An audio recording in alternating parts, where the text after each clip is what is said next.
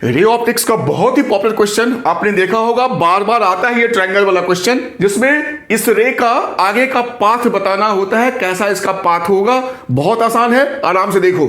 सबसे पहला, ये जो ट्रायंगल है ये 60 है, तो ये मेरा 30 होगा, ठीक है। अब ये रे मेरी आ रही है ऐसे इस वाले सरफेस से बिल्कुल परपेंडिकुलर, तो ये रे आगे बिल्कुल सीधी जाएगी। मैंने कई बार बताया है, यहां पे कुछ भी डेविएशन नहीं होगा। अब जो होना है वो इस पॉइंट पे होगा। तो कैसे होगा, तो सबसे पहले तो यहां डालो नॉर्मल, इस वाले सरफेस पे ये मैंने डाला नॉर्मल, इस वाले सरफेस पे नॉर्मल, तो ये मेरा हो गया एंगल ऑफ इंसिडेंस आई। ये 30 है, ये 90 है, तो ये 60 होगा। तो ये जो मेरा आई है ये मेरा अगेन 30 डिग्री ही होगा। पहली बात ये हमारा आ गया।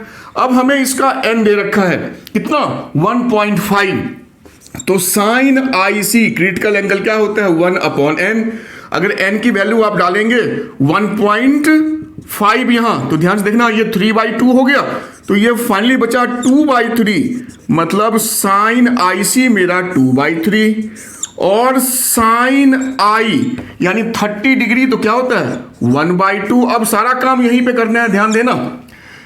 2/3 कितना होता है 0.6 है ना, 2/3 हाँ 0.6, और ये मेरा हो जाएगा 0.5।